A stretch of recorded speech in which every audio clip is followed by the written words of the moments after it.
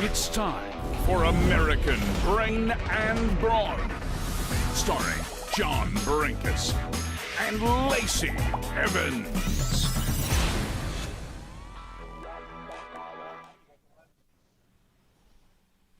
Oh, hello everybody. How are you? Look at that sweater you have on with those double buttons, John. Listen, do you want to know what these are the buttons of? These are the buttons of a hunter. Oh my gosh. Oh yeah. Last week we got some news that this nasty was going to go hunting for some birds. How'd it go, John? Well, let me just tell you this. There is no G in hunting. It is hunting, period. Oh, okay, and I'll have to Google that later. I'm going to show you. You don't ask me, well, how did it go? Let me show you. I'm going to show you how it went. Hold on 1 second. Hold 2 seconds. Drum roll, please. And, oh! Oh my gosh, look at you. Look at that. Look at that. Lord. Look at that haul. How about that? Oh my gosh, you kind of blend in there, John. Where are you at? All right, I'm the little short dude. Okay, I see you now. I see you. Exactly. Wow. I'm a super short guy, and it's pretty awesome. So it's pretty awesome, and I am very proud that I was responsible for 3 of those. Because okay. You have a limit. You can only shoot so many, and I got to shoot 3 of them. Now, I did bring out my tactical shotgun, so I didn't have a sporting shotgun. I had a tactical one. Here's what that looks like. This is a friend of mine who was out there with me shooting it. There you go. That's a hunter. Okay. That's a cool photo. That is a really cool photo. You've got the rounds flying out. That's pretty cool, John. That is a Benelli M4 7+1 semi-automatic shotgun right there. Ain't no pheasant getting away. That's all I can tell you. Wow. Okay, I'm impressed. Hey, listen, this is the first time you've been on your heels, Lacey. This is the very first time you don't know what to say because all of a sudden I'm acting like a man. All of a sudden I've got some testosterone flowing and you're just kind of like shaky. You don't know how to come back at that. I don't know what to say, John. I am impressed. Did you eat some of them? I did. Of course you did. You can't. Listen, you're not allowed to kill something unless you're going to eat it. There's no reason to kill it. That's right. That's right. No, I agree. So we had some pheasant poppers, and you want to know what's really good with pheasant poppers? What? Some Killcliff Flaming Joe. Cheers, John. Cheers. Got a This. little kill clip to keep me going, and then some detox water to keep me hydrated. That's right. So this is the new CBD drink put out by Killcliff in collaboration with Joe Rogan. So this is called the Flaming Joe. It's a spicy pineapple fusion that is pretty unbeatable. Honestly, I work with Killcliff. I love Killcliff. This is like next level amazing. That's all I'm saying. Killcliff. If you want to go to killcliff.com, KLIFF.com, get Flaming Joe, Joe Rogan's new drink. There you go. You got anything to say? I'm speechless. You know, I'm still trying to visualize you out there, roughing it out there. Hey, did you have to go to the bathroom by chance? Do you want to know what? So here's the thing. I actually did not have to go to the bathroom out there, other than I did. Obviously, I had to go number 1, not number 2. And I asked a lot of my fellow hunting buddies. I don't even want to know what you're going to say, John, because you're going to lie. Okay, if they I did am not agree not with me. going to lie. All right, then tell me. Nobody agrees with you. Not a single person is like, I would take off. I was in South Dakota, and if you're in South Dakota, you're not taking your sock off. That means you have to take your shoe off. You're not taking your sock off. You're using either leaves or something else, but you're not abandoning your sock. Not in South Dakota. Are you saying that you would actually use something? Because last time we talked, John, you clarified that you wouldn't use a thing and you would continue on your way. Listen, this is all I have to say. You can use something if you want to, but it's not required. Anyway, you know what, John? Today is Wisdom Wednesday. Don't you like that? Do you like that hashtag Wisdom Wednesday? I like that. I do like that. It's very beautiful. And I have some extra wisdom on not only myself and my verbiage, not only yours, John, because I will admit you bring some good stuff to the table every week, some motivation, some uplifting material that people could use. But I had the privilege of meeting somebody not too long ago who is not only an author, such as yourself, but a motivated woman who has been through a lot and has become successful and didn't let life knock her down. So because it is Wednesday, because it is hump day, because it is Wisdom Wednesday, and there are so many people out there that need to hear these types of stories, we decided to bring her on the show. There you go. That's right. I mean, first of all, we're incredibly honored. I want you to do the official drum roll, and Herbert's going to bring her on, make it all fancy and everything. Giselle McNab, hello, how are you? I'm doing well. How are you? You know, I am more motivated than ever now that you are on the show. How is your day going so far? It's going okay. It's a little chilly in Florida for my liking. Yeah. Where in Florida? We don't do 53 degrees very well. Yeah. Oh, boy. Where in Florida are you? We're in Tampa. Oh, it is chilly Yes. down there. I'm right in Georgia, so we're not too far away. Okay. Well, woke up this morning and saw some frost outside, and I said, all right, I'm staying in. Yeah, It's it right. was out in the there. 30s. Can I just say that here in South Carolina, it was in the 30s. So there was some frost also. But the reason why I brought you on, for everybody out there listening, I met Giselle. What do you think? A little over a month ago, maybe? Something like that. Yeah. A month or two. And I was training in the ring, and her husband were right outside the ring. They're really good friends of some people in WWE. And we got to talking, and it was so crazy how much me and this woman, I was going to say motivated woman, but that's not enough to describe this incredible woman. We have a lot in common. And so I'm going to kind of shut up and let her explain this right here, because we'll get more into what she's been through, you know, like maybe 3 different main things of her life that she has overcome. But she didn't just overcome it. She actually wrote a book, Find Beauty Within Darkness and Stopping the Pattern. Now, I want to point that out because as everybody out there knows on my social media, this is how much me and this woman has in common.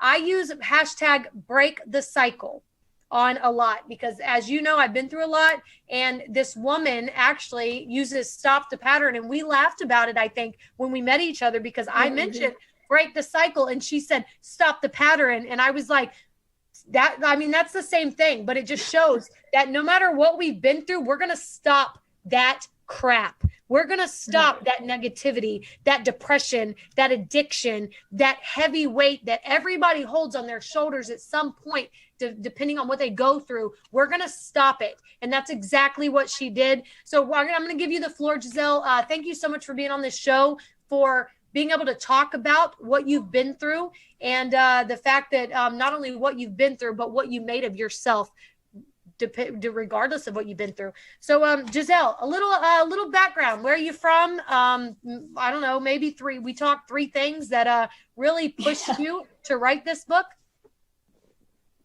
So I currently live in Tampa, Florida. I've been here about 18 years.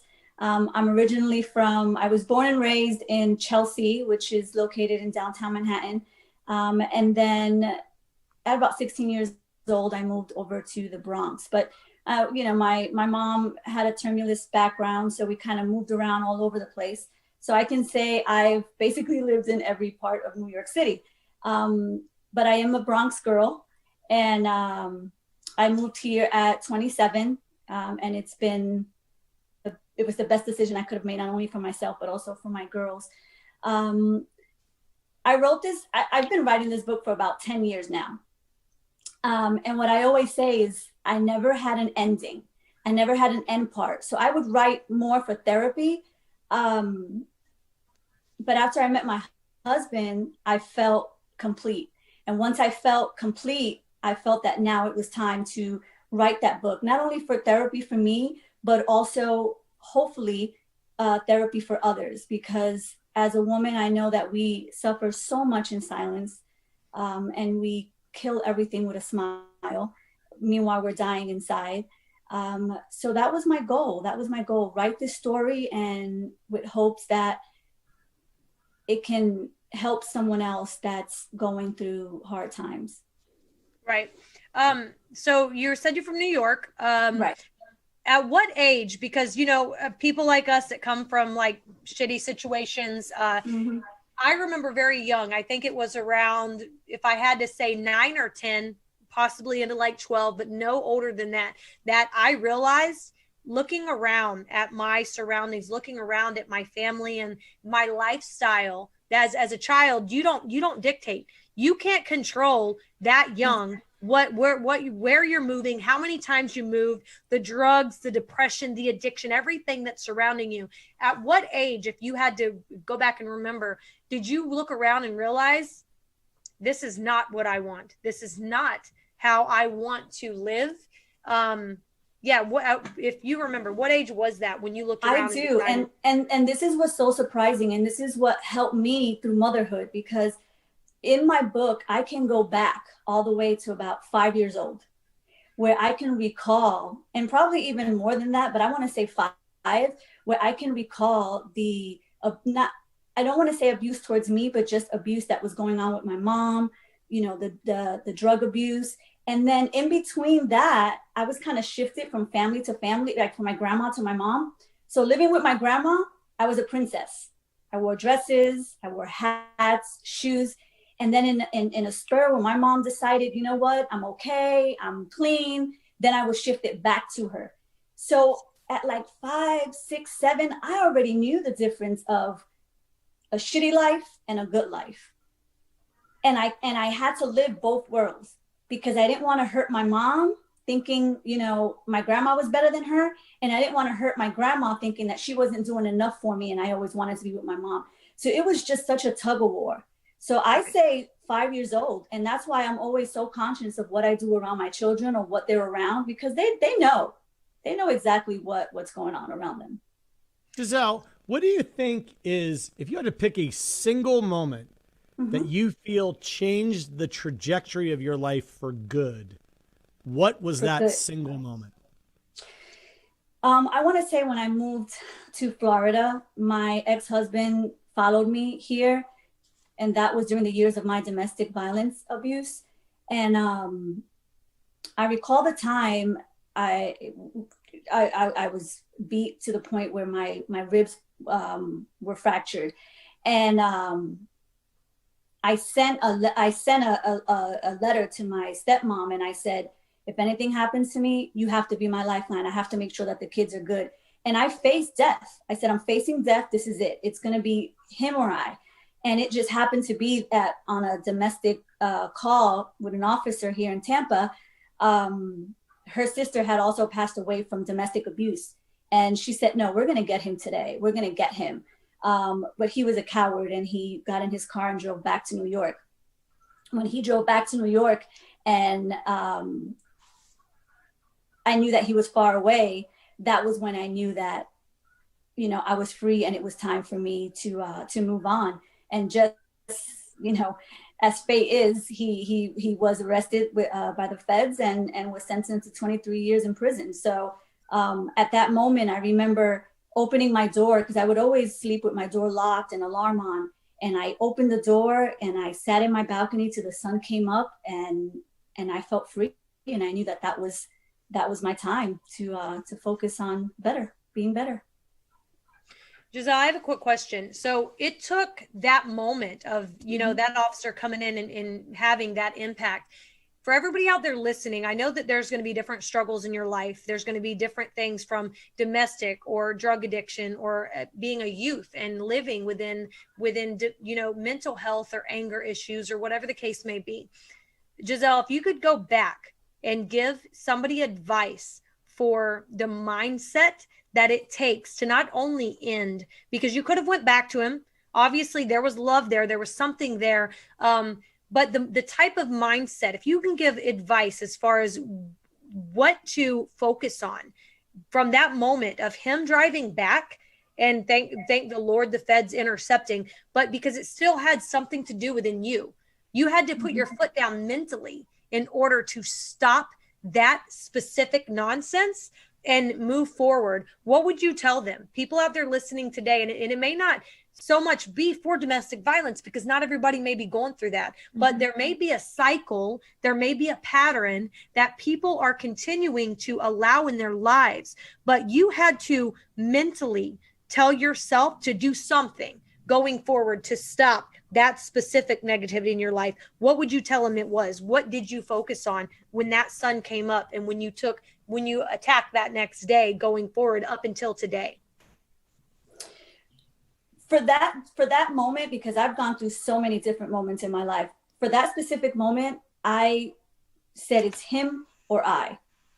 And that's something that you have to focus on. You have to make yourself the most important thing and know that there is help.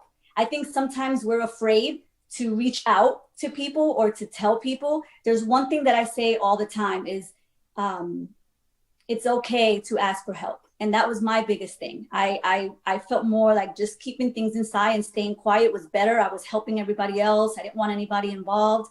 And when I reached out to friends and family, it was a overpouring of guidance that I received, because I think at that moment they noticed that I was really ready. I was really ready to just stop the crap, stop the beating. And I think that happened as well with my mom. I had to detach myself from her because it was the only way to stop that pattern, to stop that cycle of her life, because I was living her life, even through my children, through my child, my first daughter.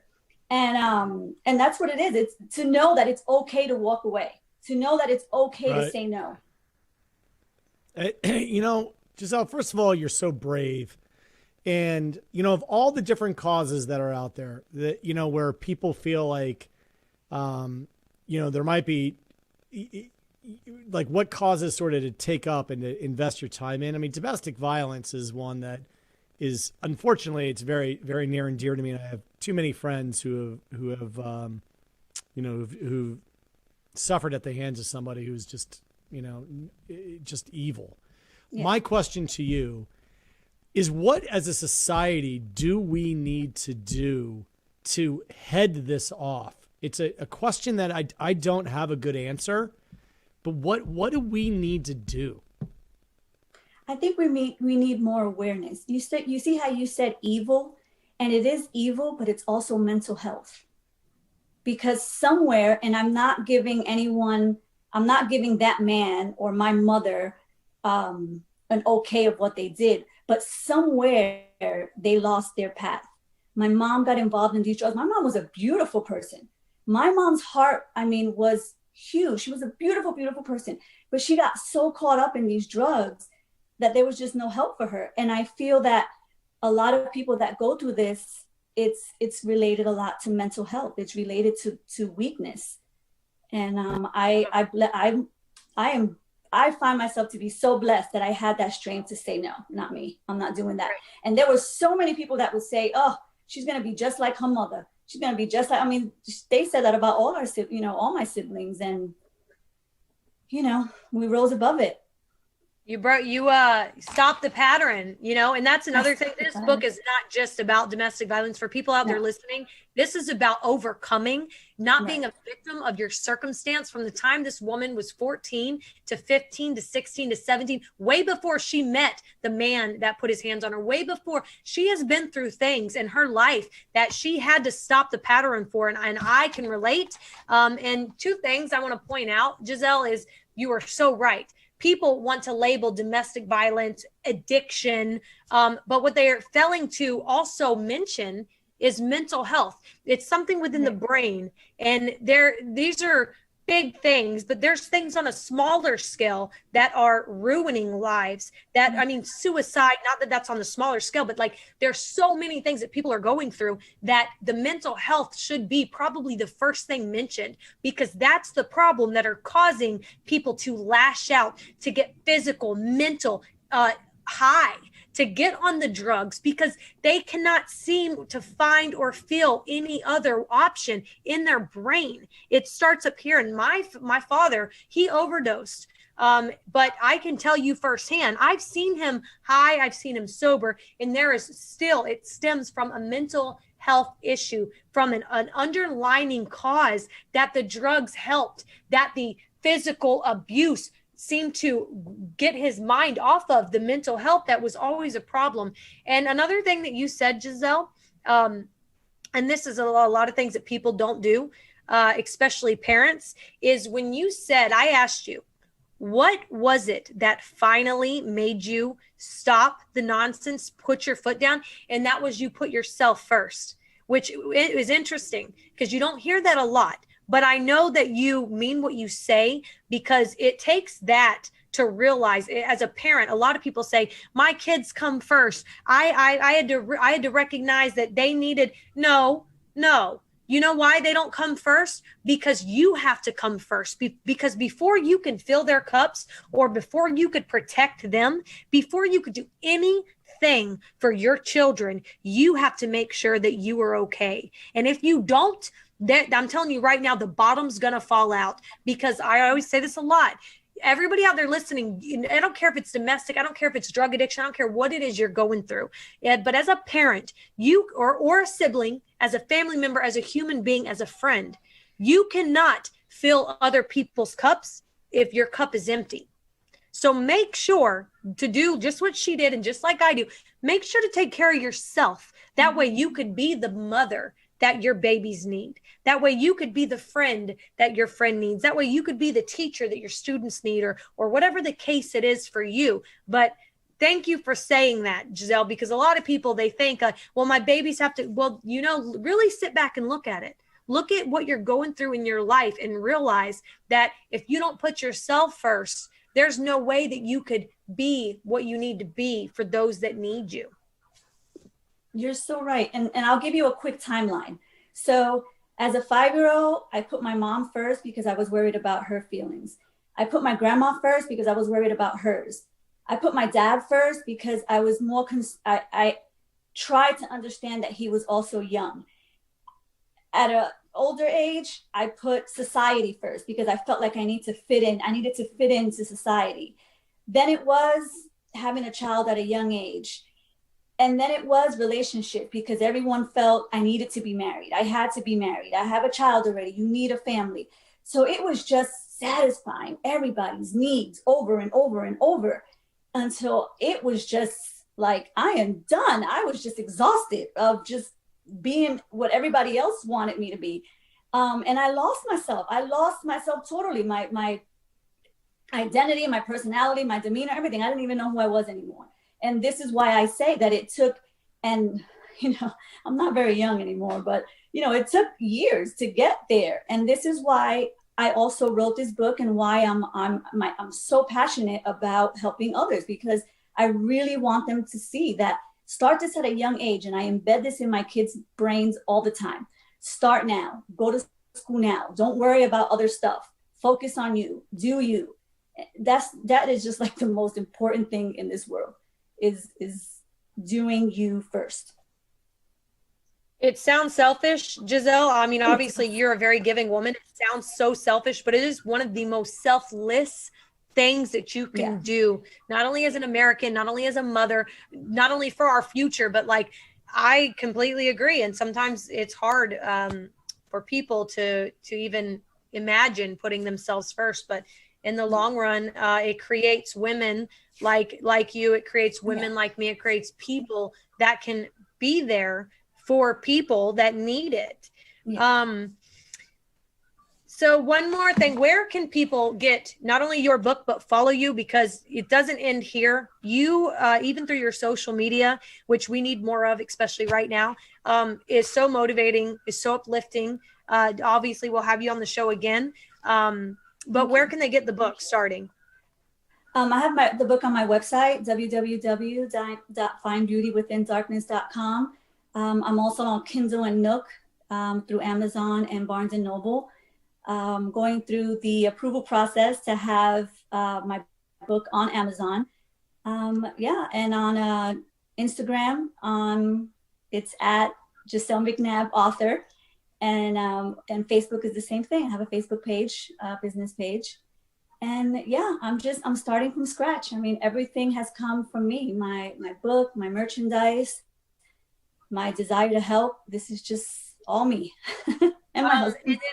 And then another thing, because obviously, you know, it's sometimes there's a saying that, you know that you have healed from something when you're able to talk about it. I think me and you talked about that too when we were face to face. What was the hardest thing to actually write in this book? Was there a certain moment or a certain thing that it was hard to get off your chest and admit to, or that you've been through? Because I find that a lot with myself, and you know, some things are hard to talk about. I think everything was hard to talk about because I didn't want to hurt anybody's feelings. I was determined to keep the story about myself. So there were some things that I couldn't include because I didn't want to include anyone else's story as far as my siblings or any other family members. So I wrote about me. I wish my mom was here today because I would love for her to tell her story. But I think the hardest part was speaking my mother's story in my eyes, because I really don't know what she went through in reality. I don't know what her past was about. So that was the hardest part. And there were some things that I wrote about that I said, oh God, my kids are going to read this.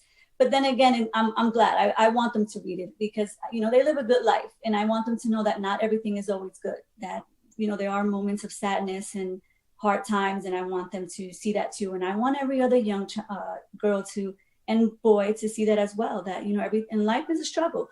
I mean, you can have millions of dollars and you still have, you know, some kind of struggle. Right. Yeah. And then lastly, I feel like a lot of times people will see people like Lacey Evans. They'll see, you know, famous men and women. Now, obviously, you're on this incredible climb with not only what you've been through, but where you're going. And I mean, obviously, I would love to write a book one day. And it's so cool that you got out of your comfort zone and did that. Right. What are your goals? Where do you see yourself? Well, right now I'm working on a nonprofit foundation to help young women and women struggling, going through hard times. I'd hate to just say only Tampa. I would love to help the world. And I would love to have an explanation of what I'm doing. And honestly, I can't, because I'm figuring it out. I can't promise what I'm doing, but I can promise that I'm trying to figure it out. And I'm going to do something. What it is, I don't know, but I'm going to do something. Awesome. Well, I mean, I'd hate for you to disclose all of your, I'm sure there's a lot in the works. I don't know if you have a nonprofit name picked out yet, but I mean, I feel you do. What is it? Or is it, wait. I do. And, you know, I have to give you kudos for this, because I remember when we spoke and I'm like, I'm not getting on a video. I'm not getting on TV. I'm too shy. I can't do that. And you were like, you better get it together. So we did. We figured it out. The name is Sis.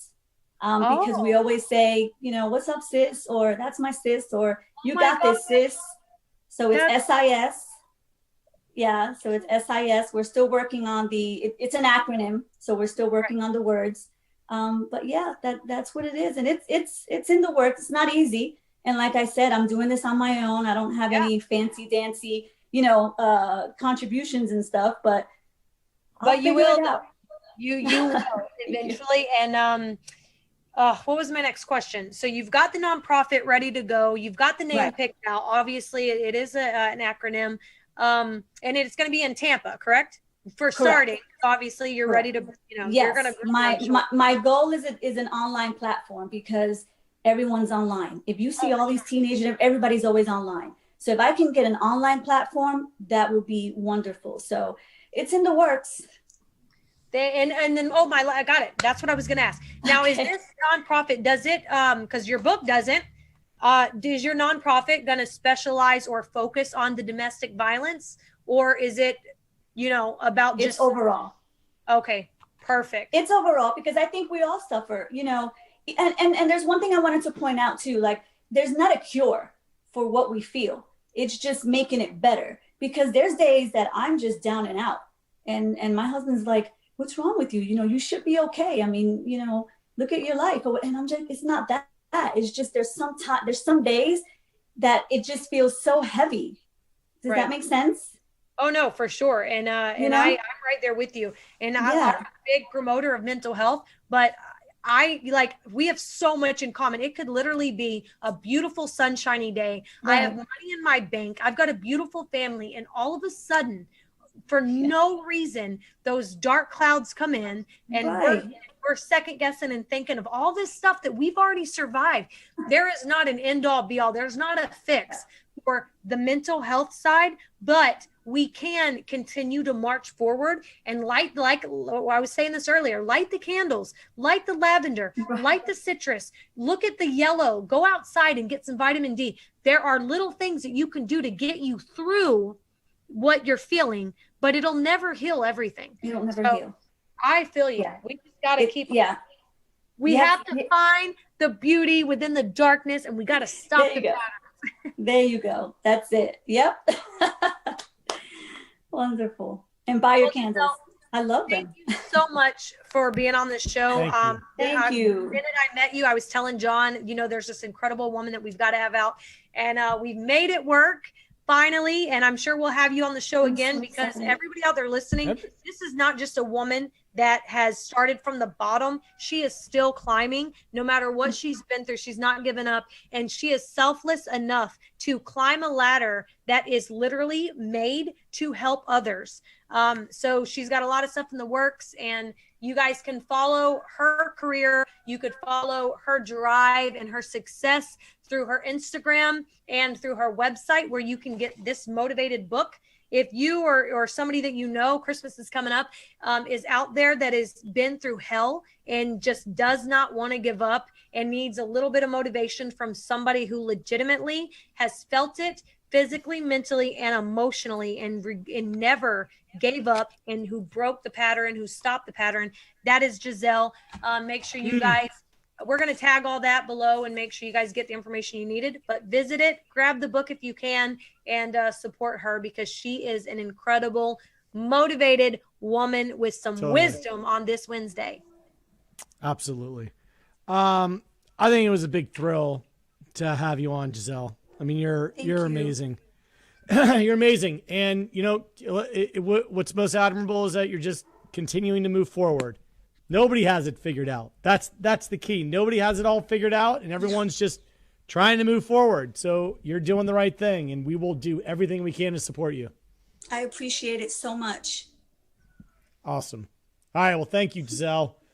Thanks. You guys have a good day. Stay warm. Oh, we're trying, honey. I'm all bundled up. Look at me. So, all right. So Lacey, pretty amazing. And you know what, that was not even, we didn't even dig into what this woman has been through. Like, obviously we bring our guests back out, you know, down the line, but I just wanted to bring it up, bring her in and just lightly talk about domestic violence, talk about youth hardships in her life, her mother going to prison, coming out of prison, and all of a sudden having to connect that relationship back with her mom while trying to continue to grow, jumping from grandma's house to mom's house. This story is incredible. And from a young age, I mean, she was on her own at 14, trying to figure out, you know, what she was supposed to do and what she wanted to do in the future. And I mean, I can relate a lot to her. So I'm just glad that we got to bring out this first time, and the next time we'll dig deeper, because her story is just never ending. All right.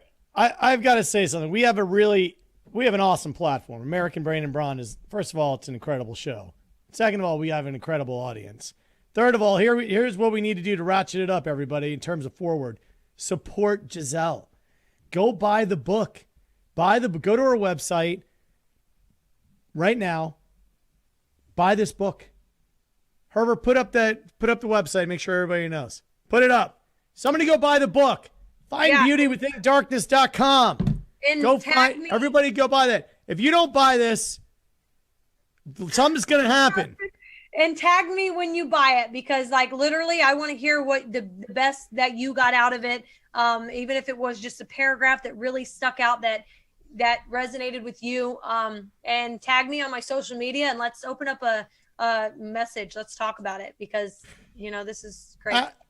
Absolutely. So I want somebody in the chat room to tell me that you have successfully gone to the website and bought the book.